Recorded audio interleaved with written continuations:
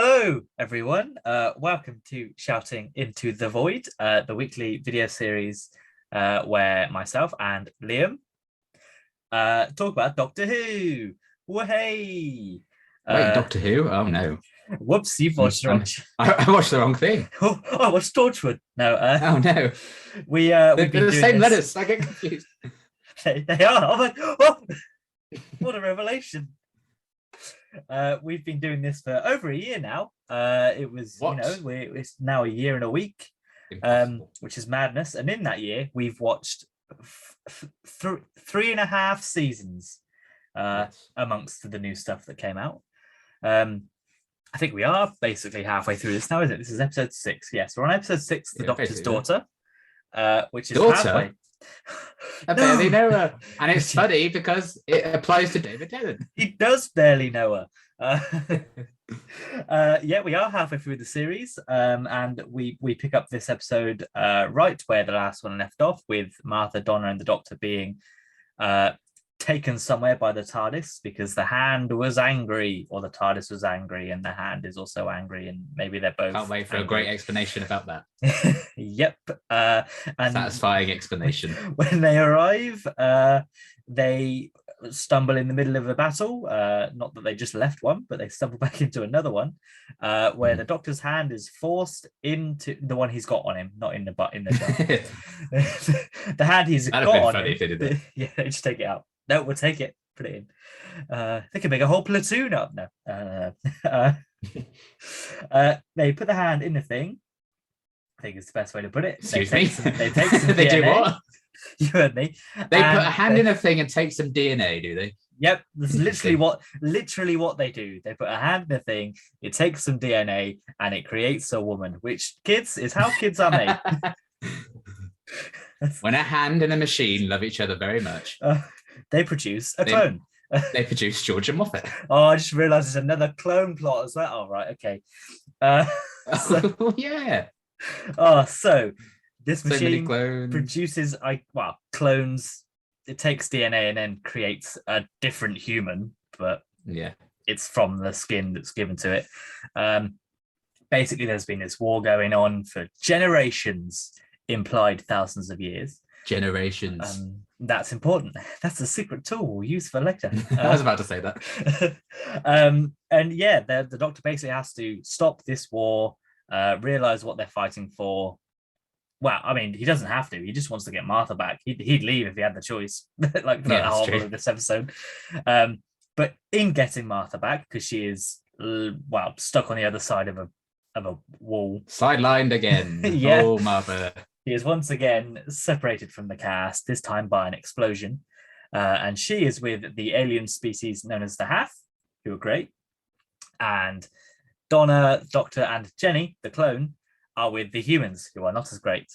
And they basically all end up in the same place at the end, and stuff happens in between, as is with every episode.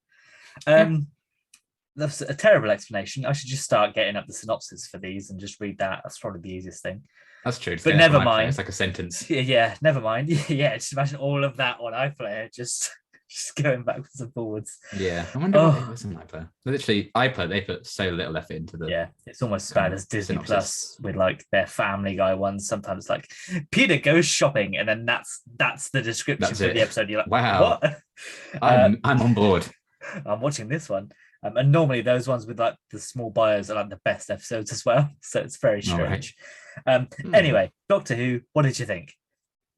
Well, I would like to preface this by saying I enjoyed it a lot more than I thought I would. Okay. I actually very much enjoyed it.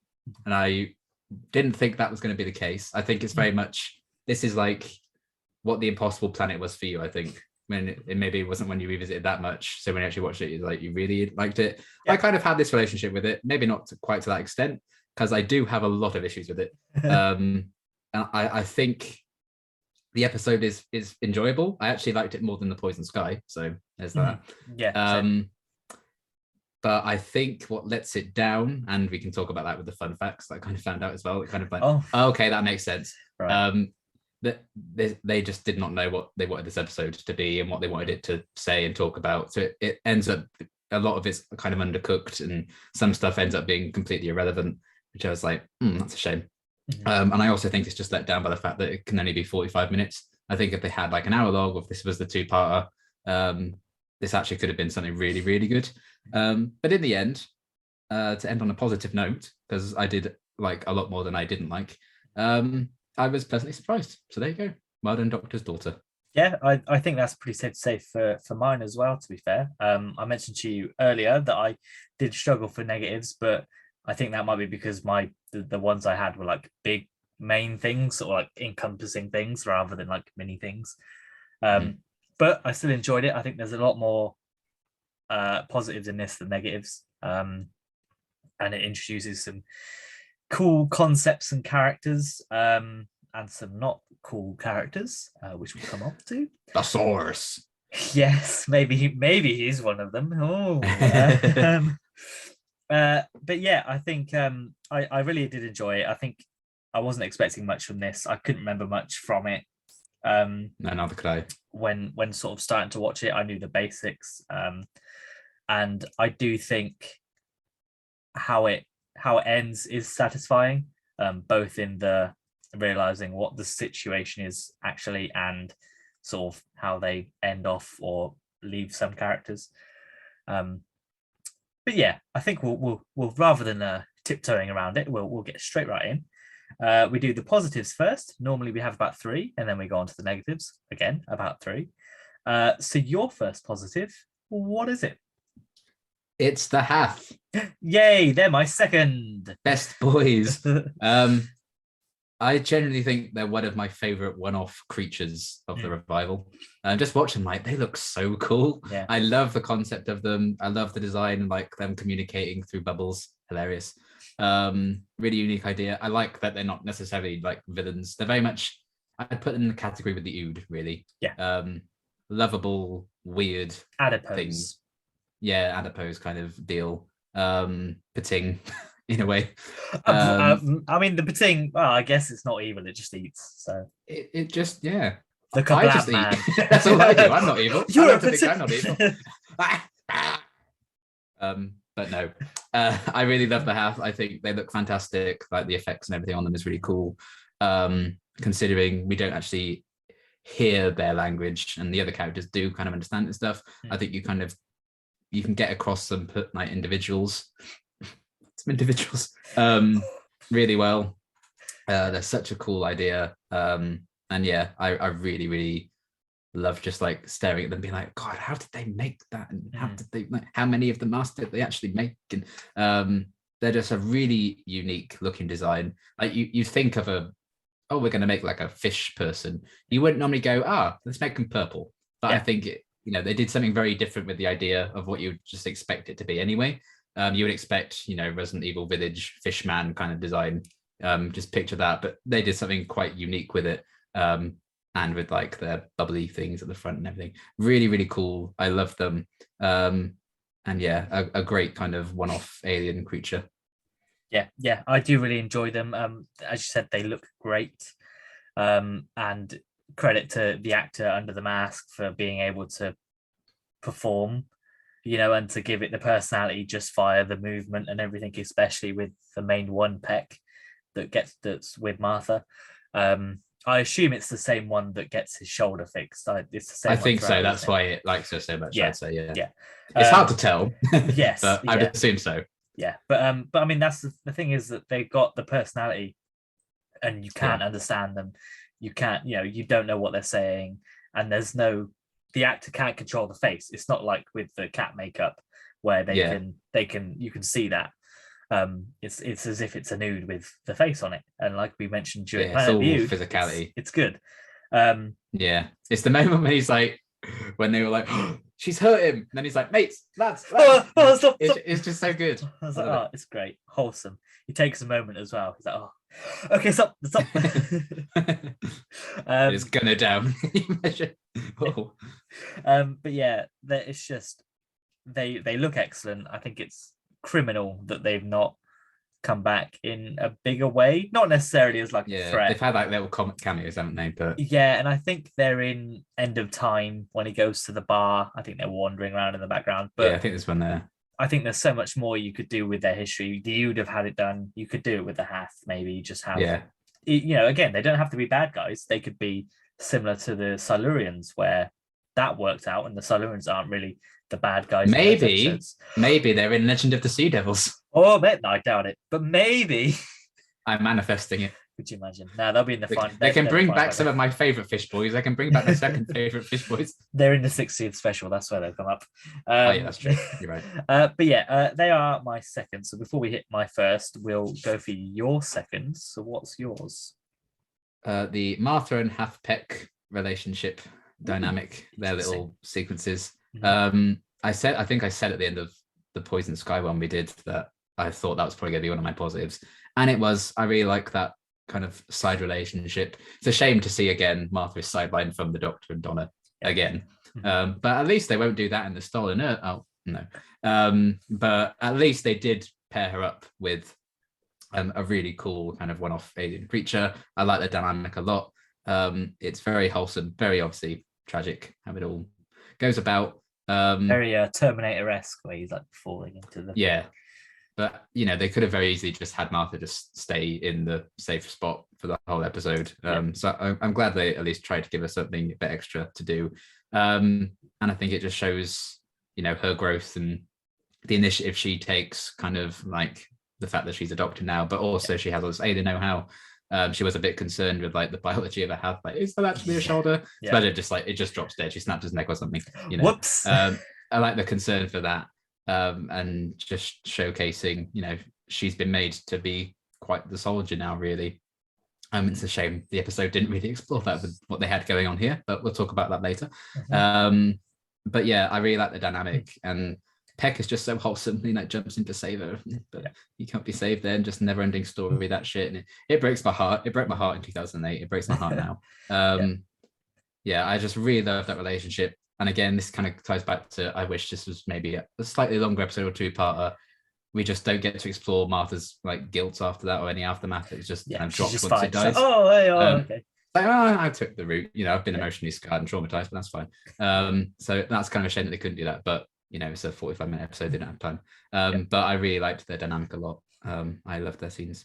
Awesome. Fair enough. I partially agree. I'll come on to Martha's subplot. Yeah, you have something about Martha to say, don't you? A bit later on. But I do agree that the just the immediate bond I think there is nice, and it's good to see that she actually had something to do this episode. I think that's the biggest praise I can give it, is that she had something to do. She had something to do.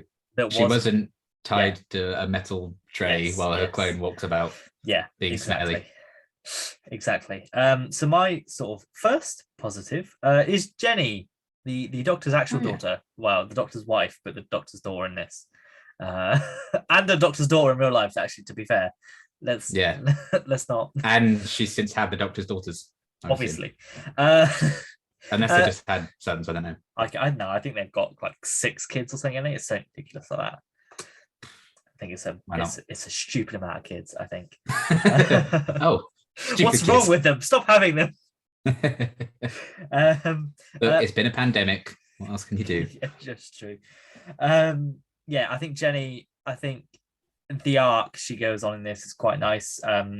And it's something else I'll come on to, but it parallels the Doctor's arc as well, where she kind of she goes from being a born soldier to accepting that there are other ways to fight battles effectively, to win your fights. I just think it's such an interesting character to throw in, especially in terms of a relationship with the Doctor that's preset, but it's not preset.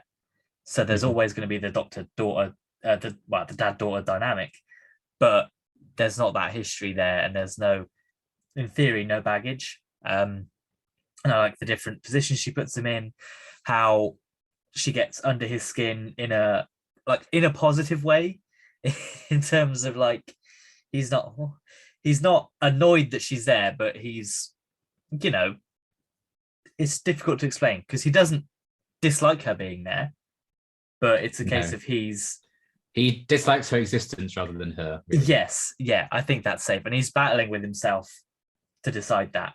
And then just in general, it's such a nice character to introduce. It's this kind of Han Solo-esque character, I think, and I wish we see more of her in the show. Obviously, we don't. We can just listen don't. to more of her, but you can't see more of her, sadly. No, not yet. At least you never know. With Russell back, maybe she'll be the on to her 60th husband coming and be up. like, hey, David, can you give Russell a call, please? Please. Yeah, please. Hobby City only had me on for a few episodes, so come on. But yeah, I think she's great. I think it changes the dynamic, especially with Donna being there as well. Donna being like the encouraging aunt that is just sits back and is like, the drunk aunt at the party. Yeah, exactly. Just sits back and be like, yeah, go on, keep annoying him. Go on, keep going. And it's great. I just think it's excellent, and it's played very well. And it's written pretty well as well, I would say. So what is your final positive?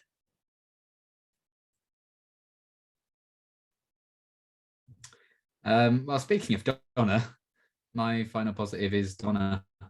So there you go. Works out well. I think she had some really great lines.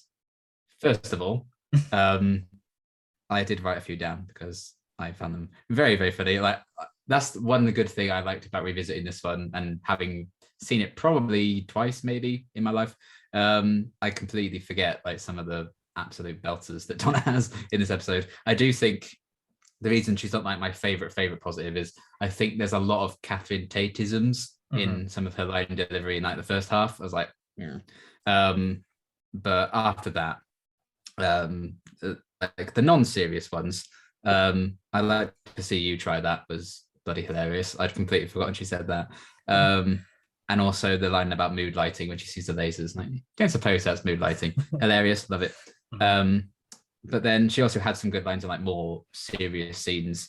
I think a standout for me was, you talk a lot, but you don't say anything, which has often been a character flaw with the Doctor. He can't often communicate. He will hide his emotions a lot of the time. But people only have an issue with it when the Doctor's a woman. So, and she can't talk to her companions. So that's fine.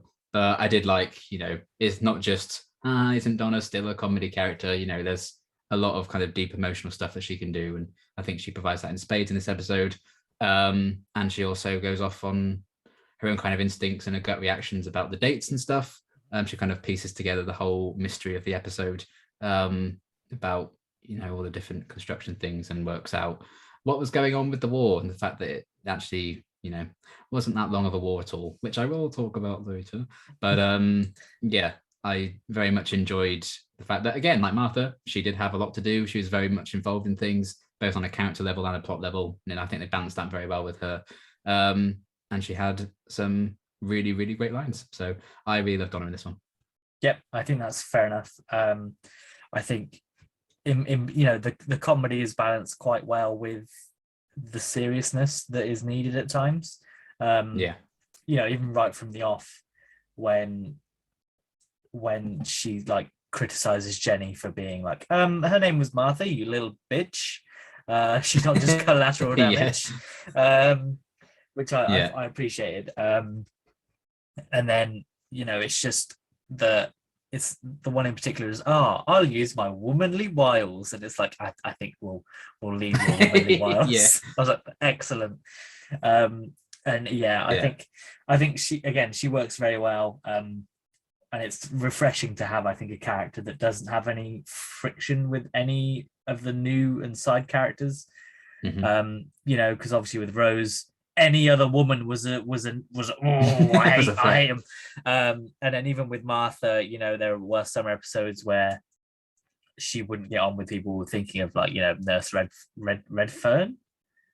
Yeah. In that two-parter, and it's just a bit but this is Donna's just like, hey, I like everyone unless you're bad, which is great. It's very nice to see. So yeah, I can understand why she's in the positives for you. On the other side of that, my positive, my last one, is David Tennant. Who would have guessed? Who'd have What? thunk it? I think. Take your shot now, folks. Oh, I know.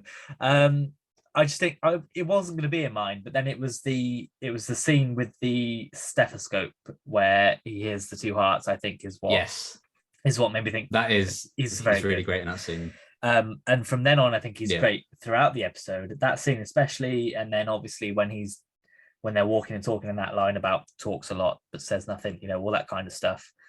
And then right at the end, obviously when Jenny gets shot and she's going to die, that's very reminiscent of the Master's death scene in Last of the Time Lords. And I just this episode just shows the range, I think, of David Tennant in the role, from being this hero adventurer that's got all the charisma to this dark war veteran that can no longer have a family because of what happened to his last one, which is only mentioned off screen and probably will be changed in canon at some point in the future, I would imagine.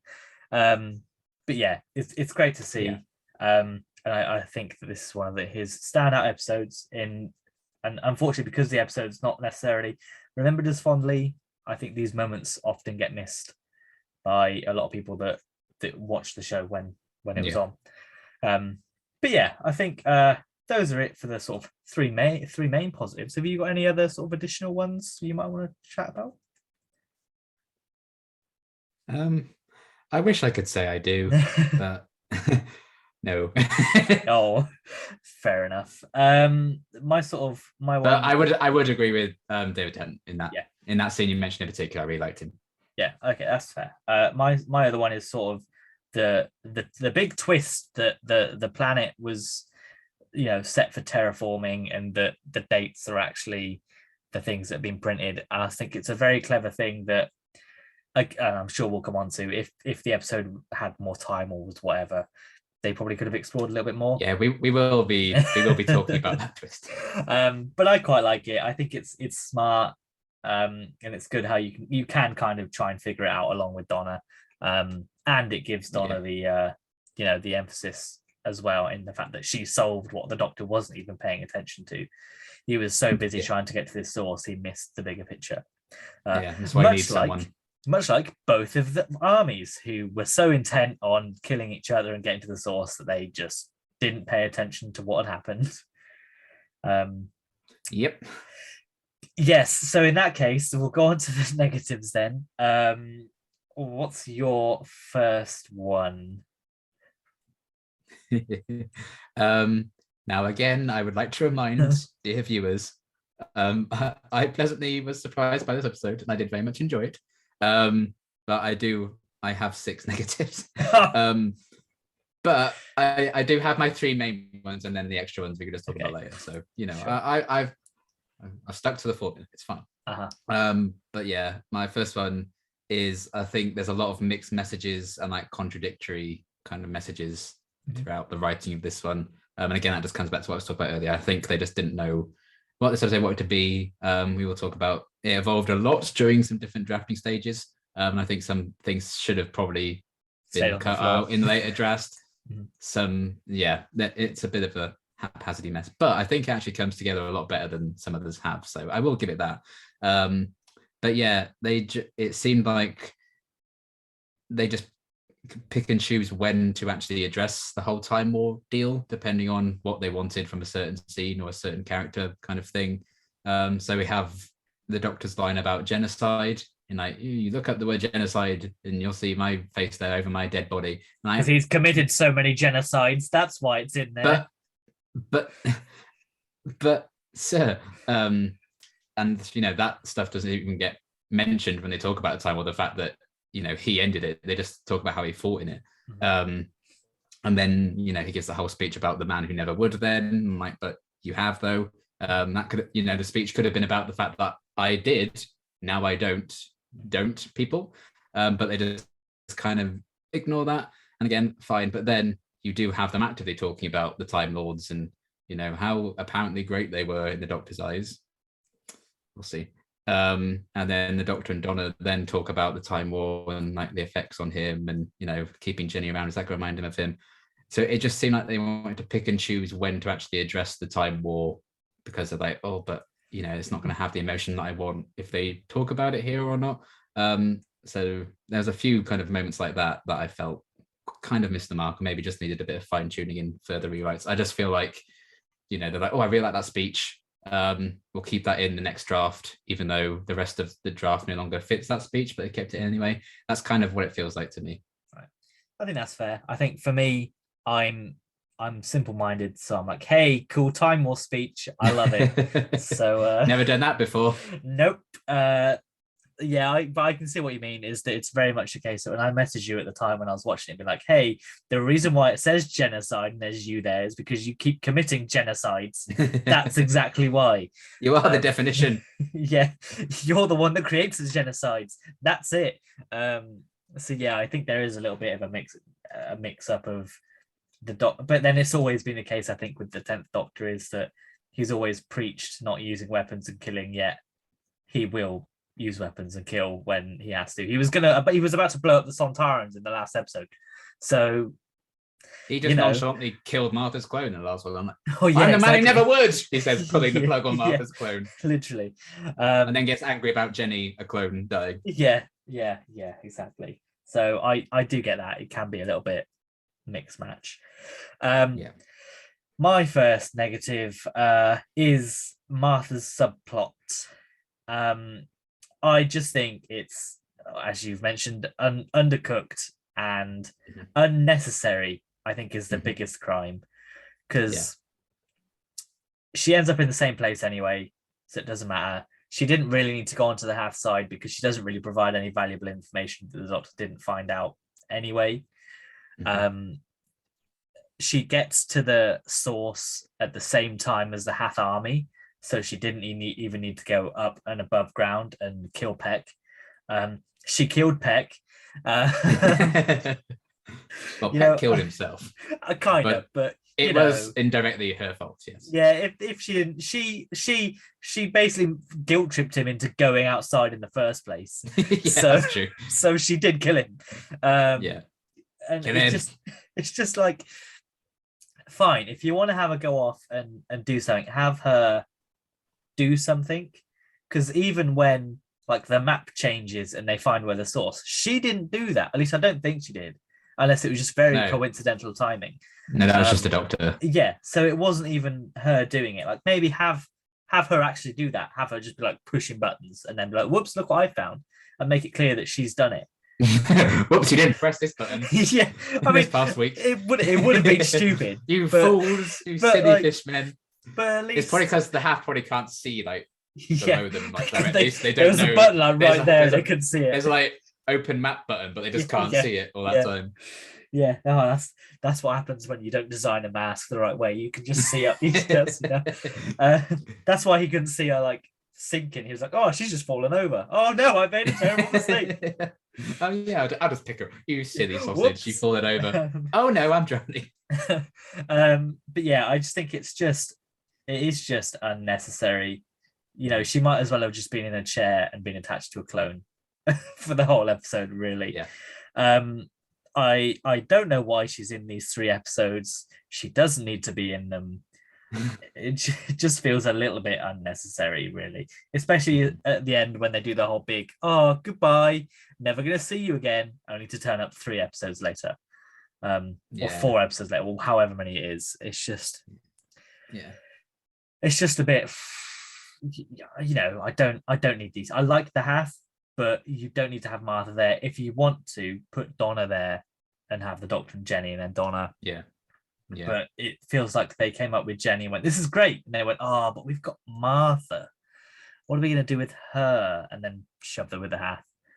Yeah.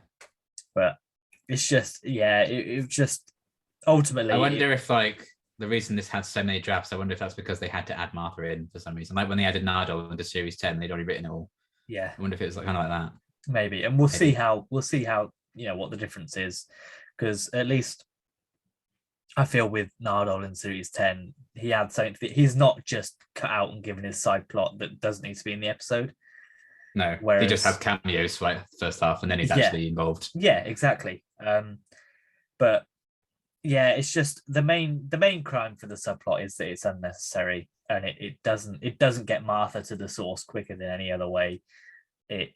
She manslaughters someone, and yeah, it's just never Fish mind. slaughters. Yeah, well, manfish slaughters, Manfish slaughters. mish slaughters, Fish manslaughter. fan slaughters. There you go. God. But yes, never mind. What is your? I mean, don't get me wrong. I still liked her in the episode. Like, she's great in it, and it's good to see her back, but didn't need to be. Good to see her back, but she shouldn't have been back. Yeah, basically. Me with a recurring character in flux. Oh, good to be back. You did. Oh, good. Grand Serpent, you're here. Great. Oh, great. Oh, So glad you're here. I'll see you later. So what is your second negative? So yeah, this one I think again just comes from the fact that this isn't a two-parter. It's just like a 145-minute episode. For me, Jenny's turn to the light side of the Force is just a bit too quick. But she looked at the gun. Yeah, she looked at the gun and then shot the cable. Yeah. There's just a few things with that. And again, if some of the fat had been trimmed, I think they would have had time to properly kind of do this a bit more. But I think it's just the 45-minute format, because that big moment when she's like, actually, there is another way, is 22 minutes into a 44-minute episode. So I'm like, well, timing rise, that's fine. But yeah, just the fact that, she's grown from the Doctor and stuff, why is the defection or that seed being planted here just not in there right from the beginning? Like, is like the war stuff hardwired in and then she just got changed mind, like, or something, I don't know. But I think the big thing for me was she was told that there was another way. She was never actually like shown there was another way. And if she'd been shown a bit more, it would have, I think it's a bit more believable. Well, so maybe, yeah, I think maybe if, the Doctor had talked around like another soldier, maybe she took out Gendry and then he convinced someone else and she actively saw that there was a way, rather than just being told like, look how great our life is, but she has no proof of that really. And then she just has to believe it because the episode's 45 minutes.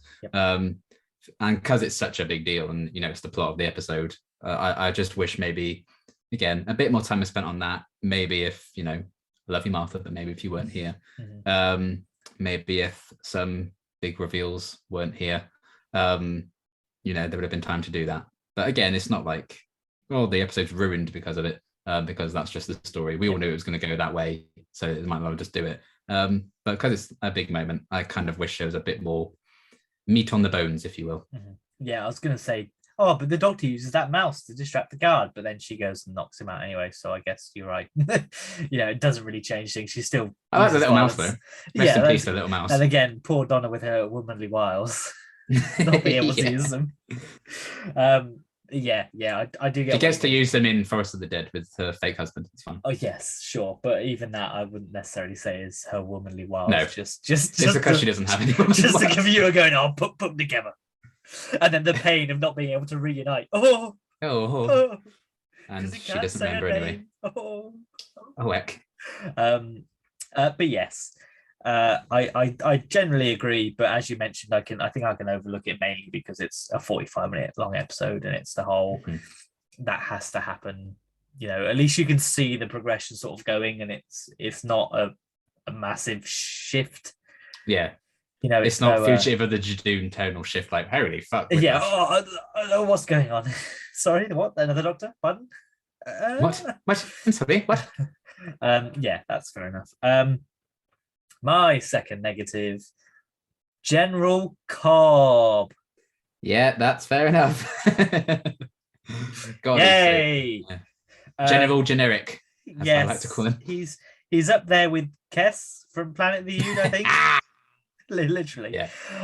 Just because, and I've written it there, he's evil for evil's sake. Yeah. He doesn't need to shoot at the end. He has no motivation for shooting the Doctor. But he gains nothing from the war continuing. He gains nothing from killing anyone in that room now that he knows what the situation is.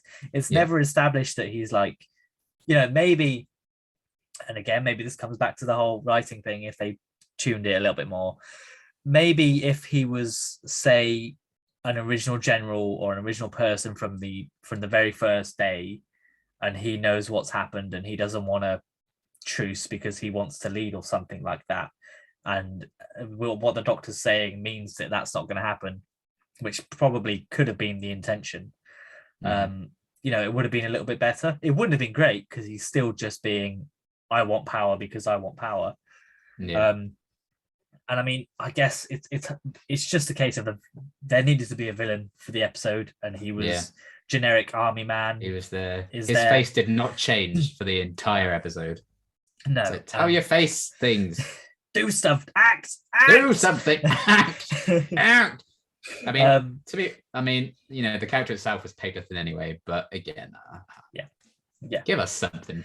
Yeah, I think it's like we had a good general last week. Now we need to have but this is the BBC. Don't forget bad generals. Balance. It's true. But I mean, it's also a case of they probably want the half who aren't humans to be more sympathetic, I think. So you have a bad guy in charge of the human soldiers. But I think a little bit more development there, maybe something more in his backstory. Maybe he was from the original landing party or something like that. Could have made it a little bit better. So when we eventually get a target novelization for the Doctor's daughter, he'll be a serial killer. We find out he's a serial killer. He's a serial assassin. He just shoots people all the time. He came out of the pod. He's like, I'm an old man. He's just so angry. He shoots all the hot people that are the thing. That's why he shot Jenny. It's a poor Gendry. Not yet, Gendry. You've got to be on Game of Thrones first. Not yet, Gendry. You've got to work out and go on Game of Thrones first. Sorry. But I mean, if there was a target novelization for this, again, it's the whole thing of it probably would make it much better. After watching it now, I genuinely want them to do one because I think I'd really like it. And I think it won't. But what do we get instead? The Fires of Pompeii. Lucky us. Yay! But it won't surprise me if they do one eventually, because I think it's got a few characters, and I think there's been a resurgence in popularity for Jenny, so it won't shock me if they try and do this again soon. She's got a big finished series now. It would be a perfect time to do it, I think. You can already picture the advert on the back of the book. If you like this. Oh, hey, we've got more. This. Listen, you can listen to this while you read the book. Don't get confused. So what is your final major negative then? Final major negative. The war reveal that it was 7 days changes absolutely nothing. I mean, no, it doesn't. You're right. I'm just like, again, cut that out. Spend time developing the things that are interesting. Again, it gives Dollar something to do, but she could have just done the Jenny stuff and the stuff with the stethoscope, all of that. It makes no difference whether the war's been going on for 7 days or it had just been hundreds and hundreds of years like they believed. Because they'd just be like, oh, look, let's just turn the on switch on this rocket. There we go, we're good to go. And nothing would have changed.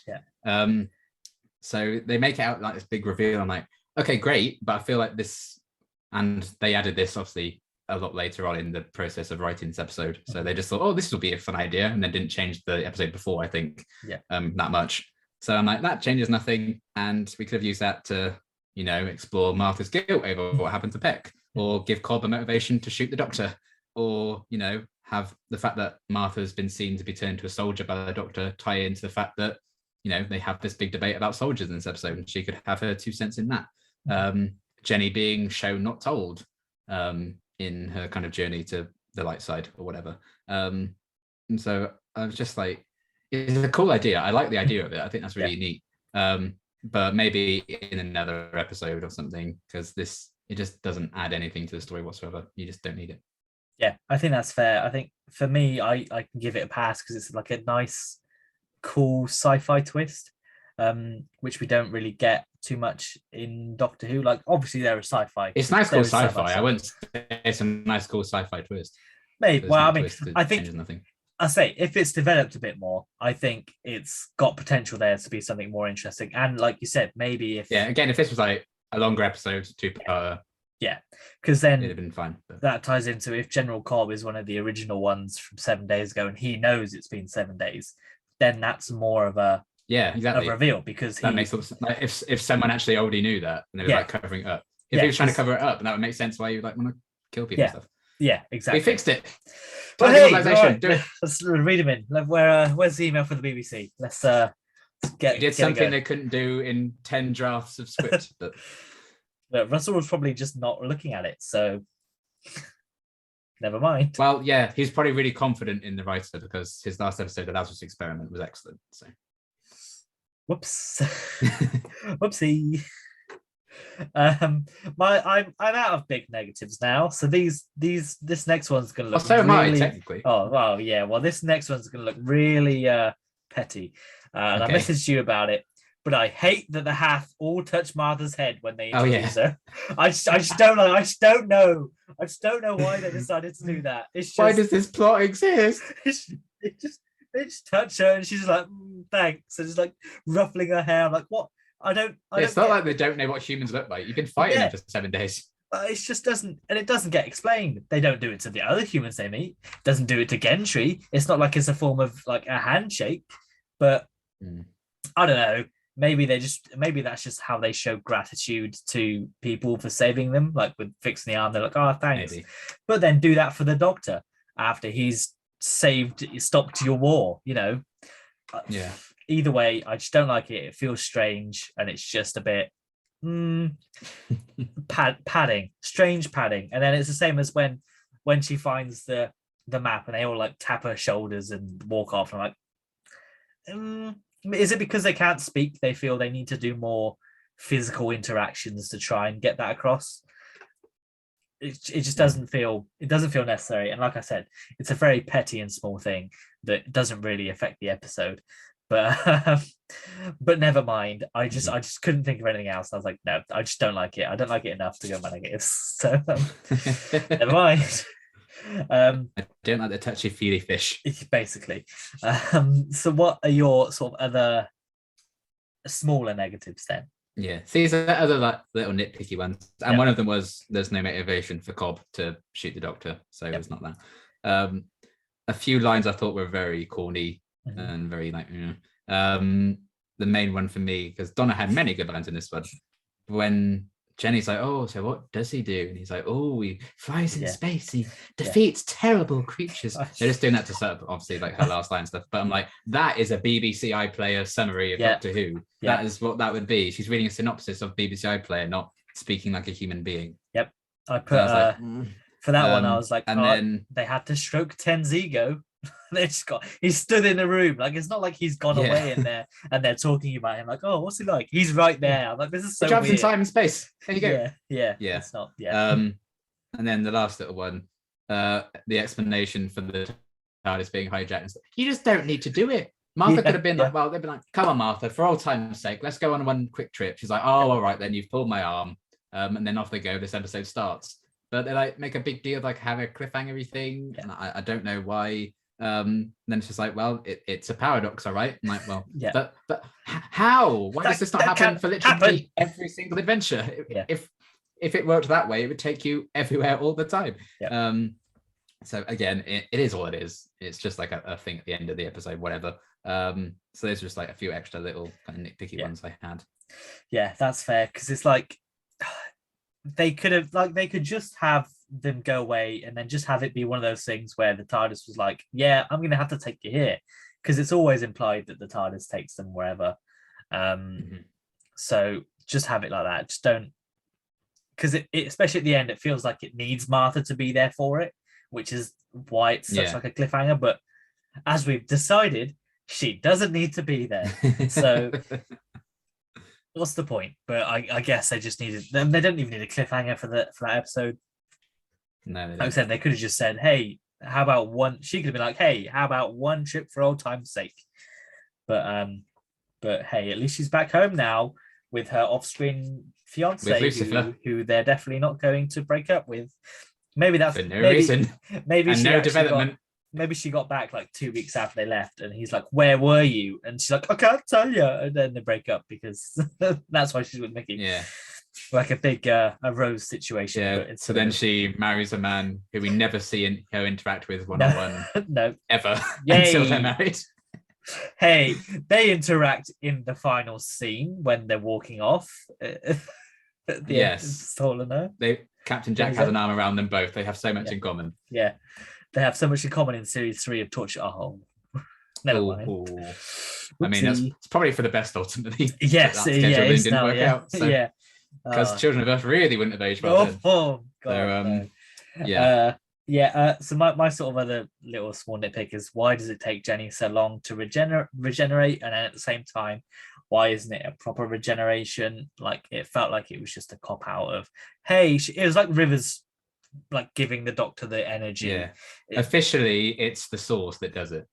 Oh, is it? Yeah. Interesting. Wow, then make it a different color, because I don't. Well, yeah, make it a different color, like, because it looks like a regeneration energy, the Source light and that. So I would say I didn't hear any of that. You're just frozen on my screen. You were frozen, but I was like, I'll keep going. It's fine. Never mind, it's fine. Yeah, I'm just gonna nod and yeah. I agree. Yeah, you could have said anything. No, Liam's a little bitch. I agree. I mean, timing. But yeah, I don't believe it's the Source. I don't think that's made clear. And I will forever just assume it's regeneration. That is. Well, then you need to throw away your BBC book. Oh, like a right. comprehensive guide, because it says in there that she's survived by the Source. Yeah, right. If she comes back, I bet that'll be. So just burn it all. Well, whatever. Anyway, before the internet completely crashes, what are your fun facts? My fun facts are, let's have a look. So, all right, let's get the obvious one out of the way here. Georgia Moffat is the real-life daughter of the fifth Doctor, Peter Davison, and in this episode plays a fictional version of the Doctor's daughter. No way. And she even goes on to marry David Tennant, have children with him, and as it turns out, Peter Davison is David Tennant's favorite Doctor. So he gave him the ultimate gift, a grandchild. Many grandchildren at this point. And they even made reference to that in the Children Need Special Time Crash, which they both filmed the previous year. So there you go. Lovely. Everyone knows that. So I thought we'd start with that one. Fair enough. This episode was designed by Rusty Davies to, quote, change the Doctor in a big episode that has a real impact on him and on the series continuity. This was inspired by the episode's writer, Stephen Greenhorn, previously stating in Doctor Who magazine that the Doctor simply doesn't change. So it's basically, fuck you, you're writing this episode where the Doctor is going to change. Make him change. I didn't like what you said in Doctor Who magazine. Fine, write this then. So yes. Greenhorn's previous episode, The Lazarus Experiment, was also the sixth episode of the series, following a two-parter written by Helen Rayner, featuring a returning enemy. So fun coincidence. If the formula ain't broke, don't fix it, I suppose, even though, you know, none of them are well received, but it's fine. Jenny's Yes. Jenny's acrobatics in a corridor of lasers was inspired by the video for Britney Spears' Toxic, which I didn't know because I don't think I've seen the video to Toxic. So I guess there's a scene in there where she jumps over lasers. God, Toxic is just intertwined with Doctor Who lore at this point. Rusty Davies clearly just likes Toxic, and that's fine. But Britney's free, so it's even better now. It's aged very well. Russell T Davies said the original intention was to kill Jenny off for good, but Stephen Moffat suggested that they actually keep her alive. Thanks. I think, you know, they probably just saw the reaction to the episode. They thought, okay, we'll just park that. That's fine. Yeah. But she's back in Big Finish, so hooray for people who like her. This is a rare occurrence where an alien language is not translated to the audience. However, it is only the audience who can't understand it, as Martha is shown to converse with the Hath. The Hath dialogue was written in English in the script, so the actors understood what to do, which is jolly handy and good for them. I want to know what the swear word was. You little bitch. I really want to know, like, and she's like, yeah, when she's like, language, I wonder what that was in the script. Like, you bitch. Just probably just like Hath swears. And that'll be it. Never know. Yeah. Expletive here. Yeah. Bubbly expletive. The Doctor threatening to shoot Cobb near the end of the episode was a very late addition to the script. No way. It was originally taken away to be executed. What? Who could have guessed that this very contradictory plot point to the Doctor's character and the episode's plot was a last-minute addition? But yeah, so I would have liked to have seen them where he's just taken away to be executed. You just hear off screen like some bullets or something. But there you go. So canonically dead anyway is how I refer to Cobb. A protest regarding school closures taking place outside Cardiff City Hall forced the filming of the scenes in the Hath camp to be postponed for a few days. Bloody students God. campaigning for rights. Ugh, who do they think they are? The human soldiers in this episode were originally called Takrans, but this idea was scrapped after there was confusion about the pronunciation. So for all I know, I got that completely wrong. But yeah, you idiot. You fool, it's Takrans. But yeah, I can see why they just called them humans because it makes more sense. Yeah. The script evolved considerably over many drafts. With the war's 7-day length, Donna investigating the numbers and the greenhouse venue of the climactic scenes added much later on into production. So basically all the stuff I was like on was added later on. You guessed it. So that made a bit more sense to me then. I was like, okay, fine. Mm-hmm. And then finally, on a positive note, because some good things, the underground war and the Hath communicating via bubbling liquid were suggestions from Musty Davies. So all the good stuff. Yeah, shocking. Everyone came from Russell. So there you go. Oh, a classic. Well, lovely fun facts once again. Classic. Yeah. What an episode. What a strange one. Liam is frozen on my screen. Is he there? You just sound like a whale on my end. Oh, lovely. Oh, well. Those are some lovely fun facts there. Oh, it's a good thing it doesn't pick that up on my end. Yeah. Oh, it's good. I'm the one who looks like an idiot on the recording, so it's fine. Oh, lovely. Well, anyway, we'll wrap this up now before things descend further into madness.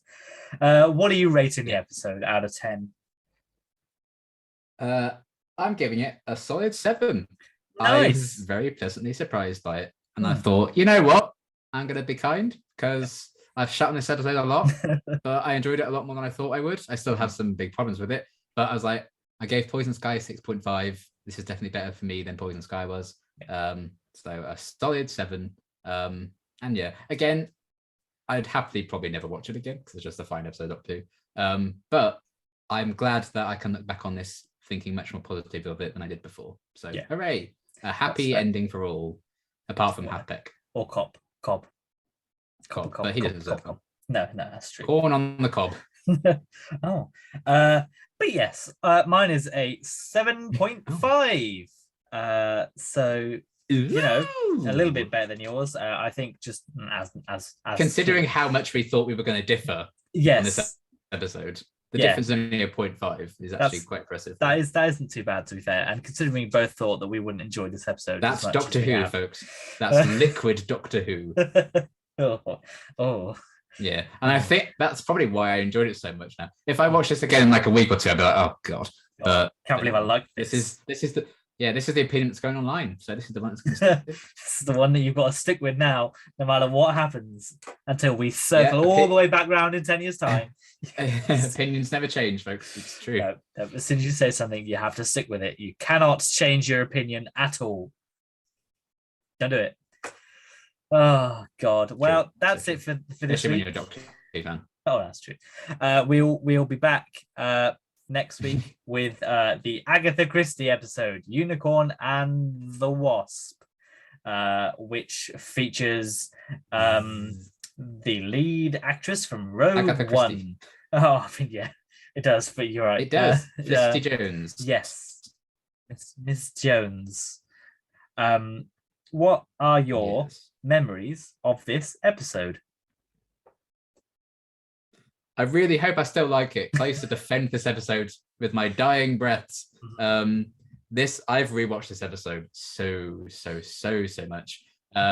This is my boomtown of series 4, I think. Okay. Like maybe not my absolute favorite of the series, but one I will come back to because I think it's just fun to sit down and watch it. It's like a comfort watch. It is camp. It is ridiculous. It is dumb, and I bloody love it. It's a shame about the writer. Oh dear. But, you know. Yes. He can get a brief mention, but that's about that. But the episode itself, I've always found really fun. Hopefully that's still my same view of it. And yeah, I'm looking forward to revisiting it and having some fun with it, hopefully. Yeah. That's fair. You said that about 42, so we'll see how this goes. Uh, Exactly. So anything can happen. Hopefully, it's not a 42 situation No. because that has been the outliner. It's more likely Yes. to not be a 42 than a 42. So Yeah, fingers crossed that's the case. Yeah, I do really like this one. It's just going to open next week and me just sobbing into the camera. I'm in a It terrible happened position. again. I'm stopping it. I'm not doing it again.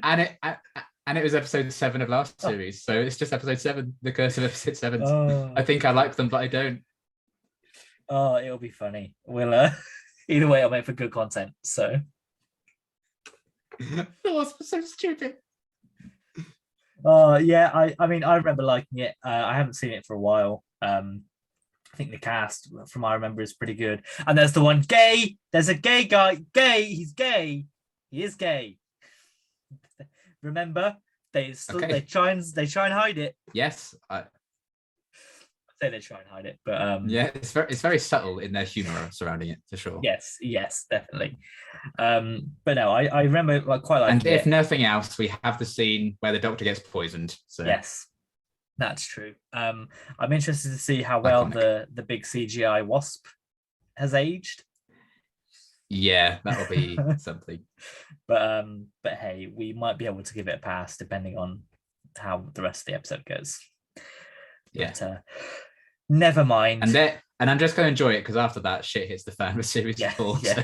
Things get a lot dark a lot quick. So. This is the last fun episode we have. Yes, so. definitely. But yeah, that'll be it. We'll leave it there now. Thankfully, the internet's managed to disrupt a little bit, but not as bad as it could have been, which is good. It's provided some good humor, and we've papered over the cracks as best as we can. That's the main thing. As I do every day of my life. Yay! Yeah, basically. Right, we'll leave it there, and we will see you next week. Goodbye. Wait for the lag. Bye. There it is. Bye. Bye.